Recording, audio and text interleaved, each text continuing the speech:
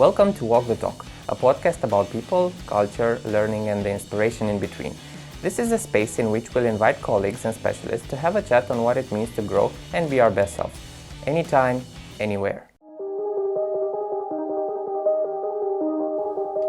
Hi everyone, my name is George Andrieș and I'm the host of the Walk the Talk podcast. Welcome to this fourth episode of the podcast. As most of us are celebrating Valentine's Day and Dragobete Day, we've decided to choose a very fitting topic for this episode: healthy relationships. We have here with us today a special guest, Ian Peatey. Ian is a trainer in nonviolent communication and a coach specializing in building high-quality relationships in all areas of life. Originally from the UK, he has lived in Eastern Europe since 1994 in Poland and Romania. His professional background is in finance and HR and now works for an NGO. Welcome to Walk the Talk, Ian. Thank you, George. I'm very happy to be here. Very glad to have you here. Ian, so what is nonviolent communication, or NVC, and what is your story with NVC? Actually, for me, it's a very interesting story because I first came across it in about 20 years ago in a conference in the UK, which was a very big conference for trainers and educators. And it was one of these conferences where you can choose a lot of different topics. And I was sitting in the main room trying to decide what to do, and the presentation started. So I thought, I can't leave because there's like 200 people here. And if I stand up and walk out, then everyone will notice. So I kind of looked at the program and saw that it was nonviolent communication. I thought, oh, God, this is going to be a waste of 2 hours because I don't need nonviolent communication. I'm not nonviolent. So I decided to stay just out of politeness. And it was Marshall Rosenberg, who's no longer with us, but he was the originator of nonviolent communication. And it was the best 2 hours I'd ever spent. So it was one of these things that I thought I didn't need it, but in fact, it changed my life. And there was one thing he said that really kind of stayed with me. He said, we're very good at raising children to be nice, dead people. And it was such a fitting description for me because I've been brought up to be very polite, not be completely honest. So, it can not to want to hurt other people's feelings. And also to be quite disconnected from my inner world, my emotional world, my energetic world. So I was definitely one of these nice dead people at the time. So for me, that's what nonviolent communication does. It kind of brings back our life and brings back our life into our relationships as well. And since then, you have been working in this field? In a wide variety of settings. In Poland, I did some work in Auschwitz, for example, trying to do some healing work there. In the Ukraine during the war, I was involved with people who were in the front line, supporting people and supporting refugees. And that's kind of where it originated as an approach to resolving conflict in some of the most extreme situations. But then where I've been working with it mainly has been in personal relationships, either in the workplace or in private life. And did it bring you to Romania, or was it something else? It kind of brought me to Romania. My wife is Romanian, and we met through nonviolent communication. She's also a trainer. She was the first Romanian trainer. So we met through the network. But Romania was always a country that I enjoyed visiting. I've been visiting here since 1995. So you were accustomed? I was accustomed and enjoyed Romania and Romanians very much, yes. I'm glad. I'm really glad. And Ian, you mentioned about communication, about relationship. So if we are to link nonviolent communication to relationships, how does it play a role in the relationships that we are involved in? One of the things that it kind of focuses on is, as we mature, when we start off in life, we're very dependent. So we're dependent on our parents. And then we kind of learn how to be independent, that we can do our own thing, we can live our own lives. And then what I would say the higher level of maturity is recognizing that we're not alone. We need other people, we need relationships with people. So nonviolent communication is working in that area of how do we establish these relationships that really work? that work for me, work for you, work for everybody. And that's the main focus of nonviolent communication. Part of it is dealing with conflict. In any relationship, conflict is inevitable. We're different, so those differences are going to give rise to conflicts. How can we handle them in a peaceful way, in a constructive way? It's interesting you mentioned conflict and the fact that it's unavoidable, because when we think of conflict, we usually think of something that we certainly absolutely need to avoid because it's a bad thing. It's something to be totally left aside, but it's not possible, right? We are all in conflict at some levels. In fact, I think not only is it not possible, it's not ideal. We need to learn how to handle conflict, because that's where we get creativity. If we're not in conflict, then we're not bouncing ideas off. If we have two different perspectives of the same thing, two different ways of doing the same thing, out of that, if we can find ways to kind of listen to each other, we can find ways to bring them together. We get new ideas, we get better ideas. So when we're avoiding conflict, we're avoiding this kind of creative force that comes out of conflict. I think why we avoid conflict is because we're not very good at dealing with them. We take it personally. We hear criticism very easily. We're worried about upsetting the other person. So these things combine to make it often an uncomfortable experience if we don't have the skills and kind of the awareness to handle them. So either we tend to kind of fight, I want to get my idea across, so I push my idea onto you until you submit to my power. If you're equally powerful, then we get into a fight. Or I just give in, I surrender. You have your way for the sake of Fight ease. or flight. Fight or flight. There's a different way. There's a way where we can, through dialogue, or by clearly stating my position, clearly listening to your position, and having this open, positive intention towards each other, we can handle these differences in most relationships. Let's dig deeper. What do you say? Let's dig deeper into that, into the positive intention, into the needs. And because we are talking about healthy relationships, what is a healthy relationship? It may sound very counterintuitive, like, okay, of course it's a healthy relationship, but what is a healthy relationship from the standpoint of nonviolent communication? Well, I think it shows up differently in different relationships, clearly, but I see some themes in working with people who are struggling with relationship or are very satisfied with relationship.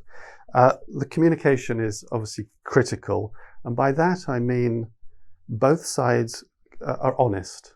So they speak up, they speak their truth. So is there a healthy relationship has enough trust and safety where we can both speak our truth? And on the other side, that also requires us to be able to listen to each other. Do we take time to really listen to each other? We're not finishing each other's sentences. We're not interrupting. We're really giving space to listen. We've already talked about conflict. So another sign of a healthy relationship is, can we constructively handle the differences and the conflict? Can we do it so we get a good result? And by good result, I mean it takes care of both parties in the relationship. And I think there's something that I would call care for each other. So whenever we enter into a relationship, I've got my needs, you've got your needs. Am I only caring for my needs, in which case I might get aggressive? Am I only caring for your needs, in which case I'm submissive? An adult position is where I care for both needs. I care for mine and yours. So I'm speaking up for myself, but I'm also listening and taking yours into account. So there's this kind of exchange of care, this mutuality between us. And I think this is true in any relationship, any healthy relationship, whether it's an intimate relationship, whether it's a colleagues, working relationship, friends, family. And where along the way do we forget about that? I'm asking because in theory it sounds wonderful, but we all know we all have those unhealthy relationships there that we're in. They make us unhappy, we're miserable there, yet we stay in them. Why do we tend to do that? Why can't we just make them perfect? It's interesting. You said why do we forget? I think that's absolutely accurate, because we know these things intuitively. We know how to be in healthy relationship, but we forget because I don't think we learn how to mature our relationships. In fact, we're taught some things that are taking us in the other direction, that make it harder. And by taught, I don't mean just at school. I mean through the role models that we have around us, our parents, the people around us, the media. We're surrounded by messages that don't point us in constructive directions sometimes. So let me give you some examples that nonviolent communication would point to. The first is how we're thinking, our thinking. So how we're in relationship with each other is very much influenced by what I think about you. And we are taught to judge, to evaluate. Are you a good person? Are you a bad person? Are you safe? Are you unsafe? Do I like you? Do I not like you? These are all judgments and evaluations about you. Can we call them biases? We can call them biases, yes. But those biases turn up in the moment. And then I might communicate those. So I think you're lazy and irresponsible as a thought that I communicate to you. It's not a sign of a healthy relationship when I'm doing that. So what I want to try to do is translate my biases, translate my judgmental thinking into something that's clearer. Why am I noticing this? Why am I judging you in this way? So for example, if I'm judging you as irresponsible, what I need is responsibility. I need to be able to rely on you. And that's very different. If I communicate that rather than my judgment of you, you see the difference. If I say, I think you're irresponsible versus I need to rely on you. I'm taking responsibility. This is my stuff. I need reliability. It's subtle, but it's an important difference. So that's one area. The other area that we're taught, and I remember very clearly from a young age, that I cause other people's feelings. So you may have heard something similar yourself from your parents. If you don't clean your room, I'm going to be really angry. For sure. Yeah. Food and cleanliness and order and, getting good grades at school. Getting good grades at school. So the message I get is that if I do this, you'll be happy. If I do that, you'll be unhappy. And then if I turn it round, there's this direct relationship. So if you do certain things, I will be angry. So expressions like, you're making me angry, you're frustrating me. I'm not taking this power I'm not holding it in my own hands. I'm giving it away to you. You have the power to make me happy or frustrated. But it's not true. It's a fiction that we've somehow created, I think, through our desire to control, which is a desire. So, as a parent myself, it's very easy to use some of these tactics to get my young child to do what I want. So they learn two things. First of all, this kind of link between emotions and action. And if you just think about that, it's a huge responsibility to place on a child to get them to believe that they are responsible for my happiness. What kind of responsibility is that?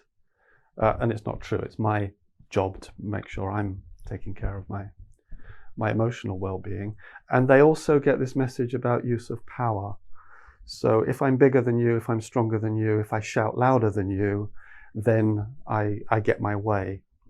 So they don't, children often don't learn constructive ways to handle emotions, and they don't learn constructive ways to get what they want. They use manipulation, maybe emotional blackmail, talking louder. As adults, I'm sure you can think of people who are still stuck in this child paradigm of getting their way. So these are some of the things that we learn as kids that then stay with us as adults. We believe that this is the normal thing. The normal thing. Life, right? That, yeah, I need to take care of other people's feelings, or you're responsible for my feelings. Judgments are the truth. Whereas if I can translate it, I see it's actually about me, not about you. So Marshall Rosenberg also brought in this idea of needs, which is not something new. There have been plenty of other people that have been researching and talking about needs. And the way that he saw needs was they're our source of life energy. That's where we get our vitality from. So needs such as partnership, connection, recognition, being seen, meaning in life. There's a whole range of things that we share as human beings. And he introduced the idea that this is kind of central. We're always trying to meet our needs, and there's almost infinite number of ways in which we can do that. And where we get into conflict is when we see there's only one way. It's my way or the highway. So, for example, of an evening with my wife, she has a need to rest and I have a need for some movement and exercise and some company, then it would seem like we're in conflict. But let's just look at that. How can we do both? How can we meet both those needs? If I say, look, we're going for a walk and that's it, just put aside your tiredness. We're going for a walk. And she says, no, we're not. We're staying here. We're immediately in a conflict, but it's not about the needs. It's about the ways in which we're trying to meet them. So can we find a way where I can get some exercise and some company? Maybe I can call a friend and go for a walk with a friend. Maybe I can take our daughter out and leave my wife. So this idea of needing company can be met by a whole range of different people. But if I attach it to this specific person at this specific time, then I inevitably are going to run into conflict. And this also means understanding the needs of others, right? Because let's take your example with your wife saying that she needs to rest. Sometimes we take it personal in the sense that, oh, you don't want to go with me anymore. You don't like if we're going on a walk, so I have to go alone or with my friends. And we tend to over-exaggerate, to attach meanings that are in our heads, which are only needs of others. Yeah, exactly. So it's also about learning how to be able to listen empathically to others, to really understand, what's true for her in this moment. This is what she needs. This is her truth. So, Ian, if you would have some tips and tricks, because I know, I've seen that nonviolent communication as a science is huge, is quite vast. And we cannot cover everything in this podcast, of course. But if you can sum up in 2-3 tips and tricks for us that we can apply in our day-to-day life, what would those be? You mentioned the science. Before I answer the question about tips and tricks, I do want to mention that it's been proven through many types of research, the most famous, the Harvard happiness research, that good, healthy relationships makes us happier, healthier, and live longer. So it's the number one. Healthy relationships is the number one predictor of health, happiness, and longevity. So this isn't only a nice to have. It's really important that we learn how to make healthy relationships, our relationships healthy. So a couple of tips. The first is when I'm expressing myself, to speak as much as possible in the first person. I'm expressing myself from my truth. This is what I'm thinking. This is what I need. And often I hear people talking in the second or third person. So you, talking about you. If I'm talking about you, then you're likely to get some kind of defensive reaction. So use I and me. And it's not being selfish. It's being within my boundaries. This is mine. What's mine and what's yours? So that would be the first thing. The second tip would be just to take a moment, particularly in those difficult situations in a relationship. So let's say I want to give you some difficult feedback. I'm predicting that it's going to be hard for you to hear. To check with myself, what's my intention? Do I have a positive intention towards you? Do I want to connect with you? Or another intention that is likely to create some problems if I want to punish you. You've done something I didn't like and you damn well need to listen to what I'm going to say and suffer so that you change. That's not an intention that's going to add to the health of our relationship. It's going to create some resistance. Even if it's true, even if what I'm telling you is true. So be really clear with my intention, positive intention, an intention to connect. So that would be the second tip. And the third, you asked for 2 or 3. The third, I think, is most important. Is really take the time to listen. We've talked about it before, but listening to each other, listening to you, and often that can be difficult because you might be expressing yourself in judgmental, critical ways where you're blaming me for something, you're judging me. So it can often be really challenging to listen to, what's your truth behind those words? What are you feeling in this moment? What's your emotional energy? What needs are you trying to communicate to me? What's really important to you?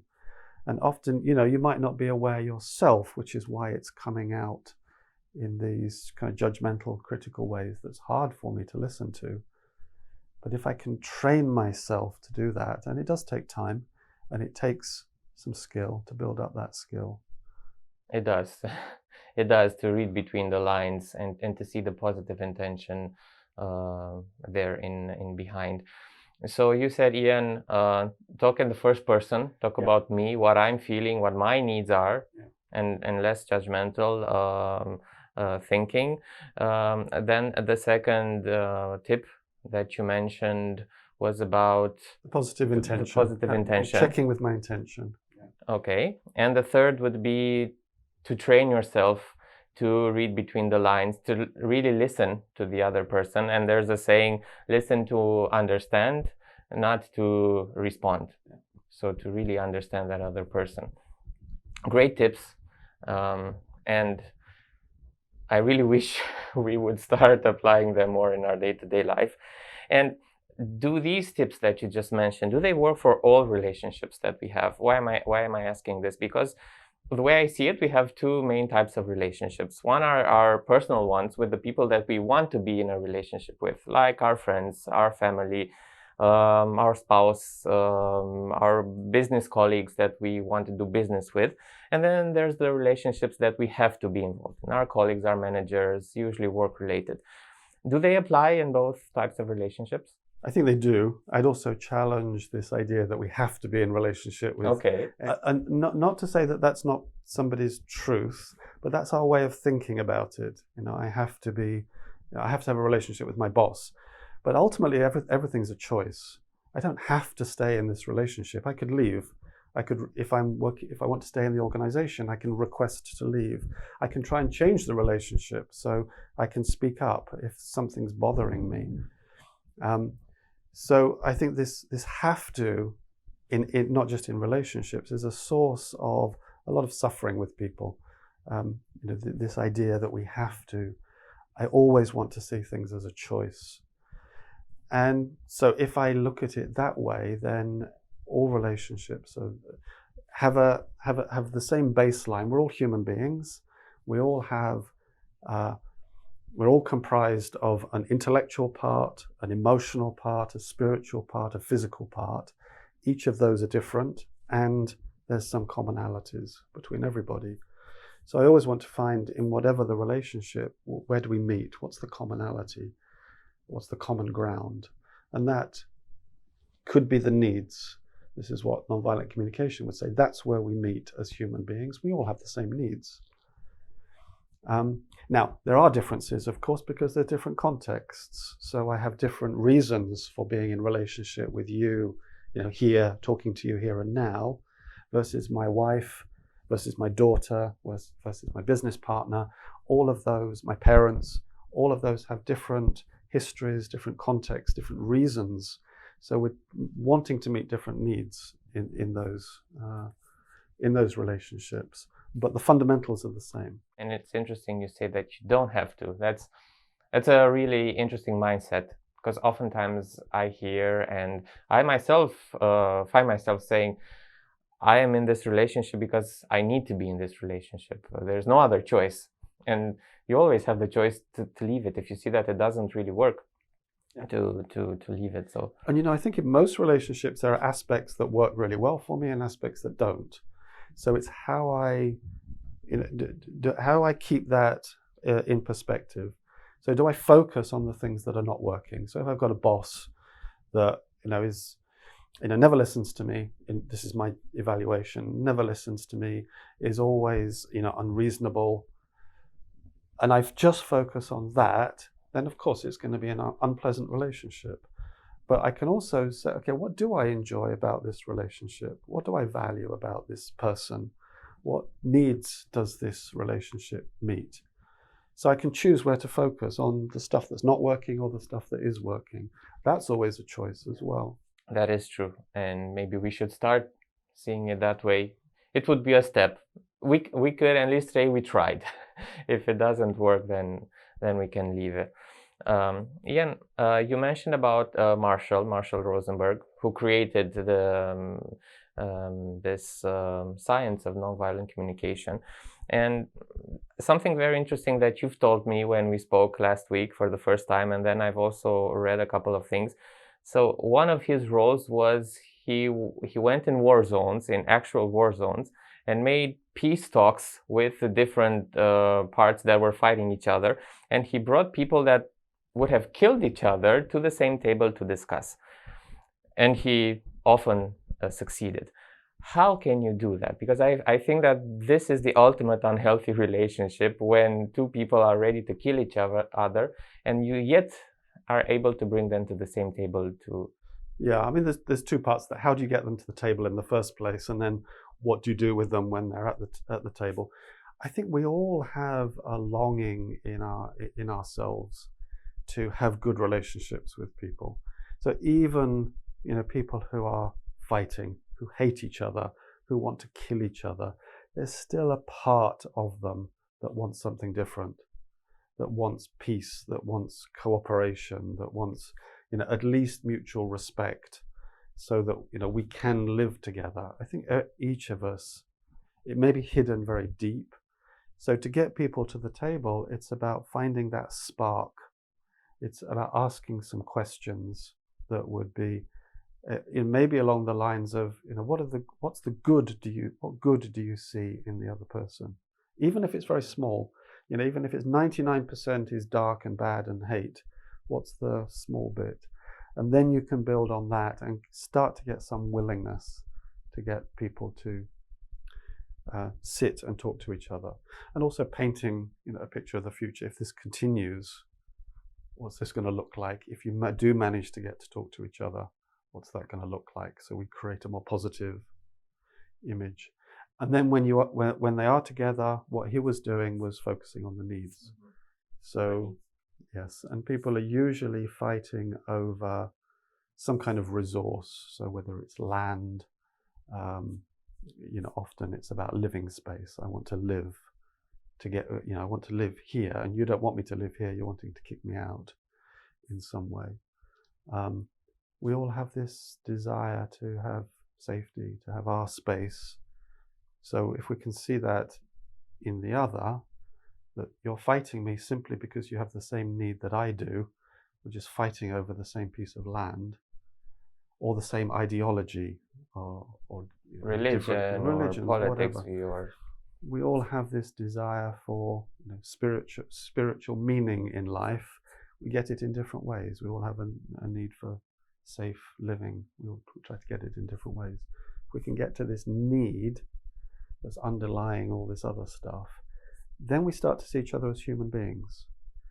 This is what Marshall was very skilled at doing, was helping people who are fighting and hating each other put aside those images.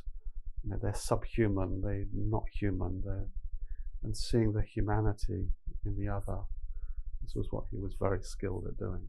And when we can do that, when we can see, you're just a human being doing the best that you can, then there's kind of a relaxation, and I can open to, now I can hear you, now we can work together. We maybe never will be friends, but we can at least learn to cater for our needs. And live on the same planet. At the heart of every great change is a great human. Come help us create value. So two more questions, I think, and then you can... Ian, we're closing the end of our discussion, and thank you so much for sharing so many of your know-how on NVC. You've been in Romania quite a while now. You're living in Romania. You're married to a Romanian. So you've seen our culture. We are Latin, somewhere an island in the middle of the Balkans. So do you see relationships different here? How do you see Romanians and relationships and healthy relationships? I don't see any, honestly, I don't see any difference when you get to the core of humanity, of relationships. I've worked with people from many different nationalities in South America, in North America, across Europe, in Africa, and we're all longing for the same things. There are differences in how that shows up culturally. So, for example, if I compare Poland and Romania, for example, religion and church, belonging in church communities, is much more important in a typical Polish relationship. So there is often conflicts around religion and religious affiliation and church, which I don't see so much here.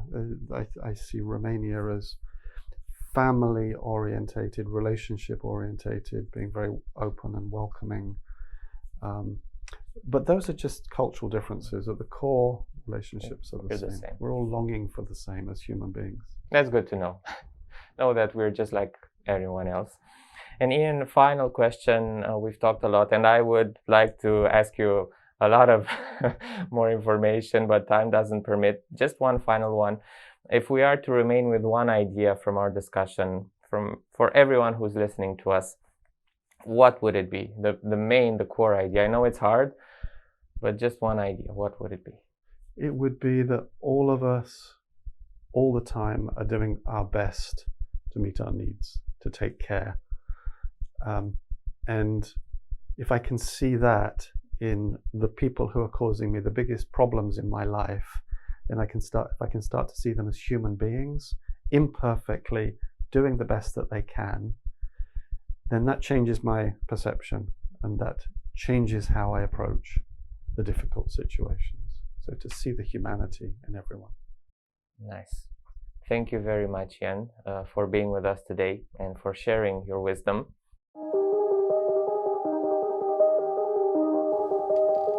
Thanks everyone for tuning in.